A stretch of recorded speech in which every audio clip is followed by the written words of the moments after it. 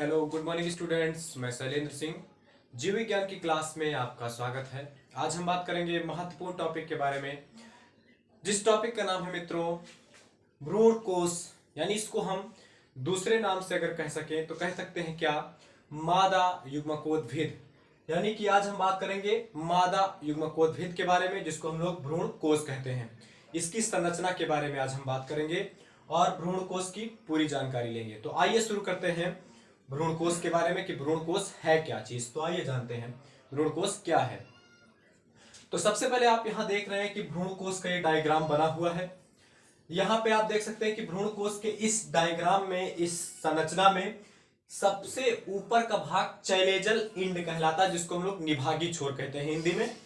और ये नीचे का भाग माइक्रोपाइलर इंड कहलाता है, जिसको हम लोग बीजांडद्वारी छोर कहते हैं मित्रों। अब इसमें आप देख सकते हैं कि जो चैलेजल इंड है, इसमें 3 प्रकार की सेल्स पाई जा रही हैं। 3 कोशिकाओं का समूह पाया जा रहा है, जिसको हम लोग एंटीपोडल सेल के नाम से जानते हैं।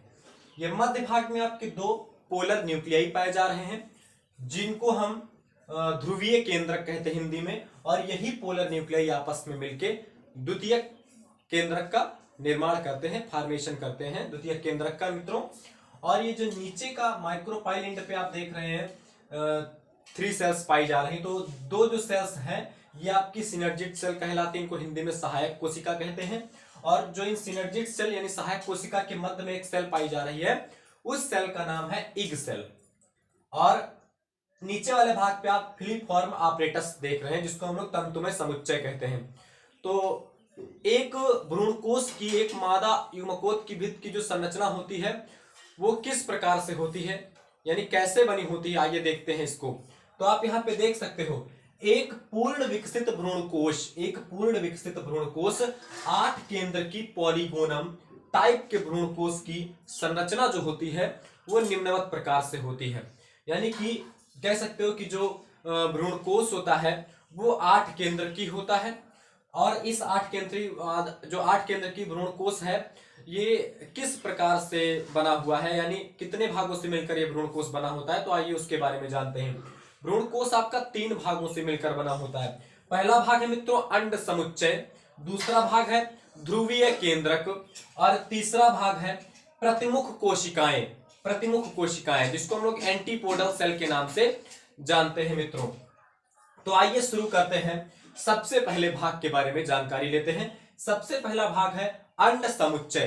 तो अंड समुच्चय जो होता है मित्रों वो होता है बीजांडद्वारी छोर पर स्थित, यानी ये बीजांडद्वारी छोर है मित्रों, और इस पे स्थित 3 कोशिकाओं का समूह। यानी कि इसमें से 2 कोशिकाएं जो हैं अंड समुच्चय की, जो ये 3 कोशिकाएं बीजांडद्वारी छोर पर पाई जा रही हैं अंड समुच्चय के अंतर्गत, ये 3 सेल में 2 सेल आपकी सहायक कोशिकाएं कहलाती हैं। और जो इनके बीच में सेल स्थित है, कोशिका स्थित है, उसको हम लोग इग सेल के नाम से जानते हैं। बीजांडद्वारी छोर के जो निचला हिस्सा है, बीजांडद्वारी छोर का नीचे का भाग, उसमें रिक्तिका पाई जाती है मित्रों।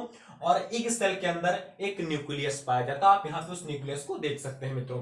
तो ये जो भाग है ये अंड समुच्चय के हैं।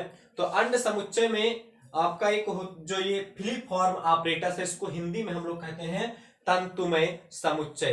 तो ये जो तंतुमय समुच्चय होता है मित्रों, इसका काम क्या होता है भ्रूणकोश में, यानी कि अंड समुच्चय में फिलीफॉर्म आपरेटस यानी कि तंतुमय समुच्चय का यह काम होता है, जो भ्रूणकोश के अंदर जो परागनलिका आती है तो उसको अपनी ओर आकर्षित करने का काम, और भ्रूणकोश में भोज्य पदार्थों का वितरण करने में ये सहायक होता है। कौन सहायक होता है मित्रों? तंतुमय समुच्चय सहायक होता है, यानी कि फिलीफॉर्म आपरेटस सहायक होता है। किसमें? भोजन का वितरण करने में। किसमें? भ्रूणकोश में। और परागनलिका को अपनी ओर आकर्षित करने के लिए तंतुमय का सबसे बड़ा योगदान होता है। किसमें? भ्रूणकोश में। तो अभी जो हमने इस बात किया, इस किसके बारे में बात किया? मैंने अंड समुच्चय के बारे में बात किया। किसमें? भ्रूणकोश में। अब मैं भ्रूणकोश के दूसरे भाग के बारे में बात करूंगा। दूसरा भाग इसका है ध्रुवीय केंद्रक मित्रों। ध्रुवीय केंद्रक जो होता है ये भ्रूणकोश के मध्य भाग में स्थित होता है। और ये मध्य भाग जो होता है इसको हम लोग सेंट्रल सेल कहते हैं। क्या कहते हैं मित्रों? Central cell. इस 2 पोलर न्यूक्लियाई होते हैं, और दोनों पोलर न्यूक्लियाई जो होते हैं मित्रों, ये दोनों पोलर न्यूक्लियाई आपस में मिलकर, दोनों पोलर न्यूक्लियाई आपस में मिलकर द्वितीयक केंद्रक का निर्माण करते हैं। और यही द्वितीयक केंद्रक जो होता है, आपको मैंने बताया था द्विनिषेचन में द्वितीयक केंद्रक द्वितीयक युग्मक के साथ मिलकर भ्रूण कोश का निर्माण करता है, जो कि त्रिसंलयित होता है। यहाँ पे मध्य भाग में सेंट्रल सेल में जो दो पोलर न्यूक्लियाई आपके पाए जा रहे हैं, किसके अंतर्गत पाए जा रहे हैं? ध्रुवीय केंद्रक के अंतर्गत, जो कि भ्रूण कोश का दूसरा भाग है ध्रुवीय केंद्रक। तो ये ध्रुवीय केंद्रक मिलकर द्वितीयक केंद्रक बनाते हैं, जो कि मध्य में स्थित होते हैं। तो ये हुआ भ्रूण कोश का दूसरा भाग मित्रों।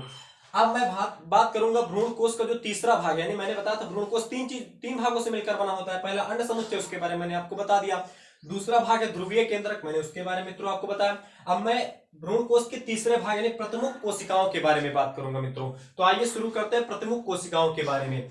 आप देख सकते हैं जो प्रतिमुख कोशिका है वो निभागी छोर पर स्थित होती है। निभागी यानी कि चैलेजल एंड पर ये आपकी प्रतिमुख कोशिकाएं पाई जाती हैं।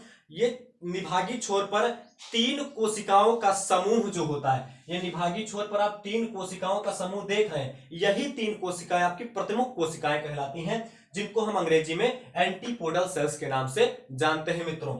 ये जो तीन कोशिकाएं होती हैं, ये तो तीन कोशिकाएं निषेचन के पूर्व या निषेचन के पश्चात ये विघटित हो जाती हैं, यानी कह सकते हो कि नष्ट हो जाती हैं, खत्म हो जाती हैं।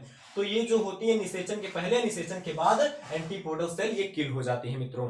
तो आज मैंने इस वीडियो में आपको भ्रूण कोश की संरचना को बनाकर भ्रूण कोश के बारे में आपको मैंने विस्तार पूर्वक समझाया है। और मैं आपको एक महत्वपूर्ण बात बताने का प्रयास करता हूं मित्रों। महत्वपूर्ण बात यह है कि जो भ्रूण कोश होता है पूरा भ्रूण कोश ये 8 कह सकते हो, हाँ 7 कोशिकीय और 8 केंद्रकीय, यानी पूरा भ्रूण कोश 7 कोशिकाओं से और 8 केंद्रकों से मिलकर बना होता है मित्रों।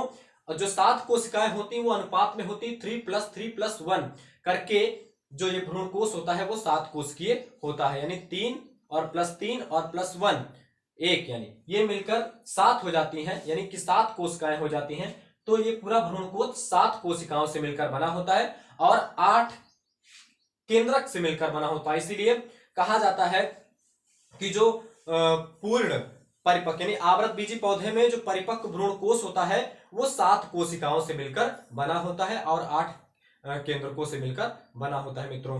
तो आज की इस वीडियो में मैंने आपको बताया मित्रों कि भ्रूण कोश क्या होता है, और भ्रूण कोश का डायग्राम बना के, चित्र बना के मैंने आपको भ्रूण कोश के बारे में पूरी जानकारी दी। और भ्रूण कोश का दूसरा नाम जो है उसको हम मादा युग्मकोद्भिद के नाम से जानते हैं। तो आज की इस वीडियो में मित्रों इतना ही। मैं शैलेंद्र सिंह आपको फिर मिलूंगा एक नए वीडियो के साथ। तब तक के लिए धन्यवाद।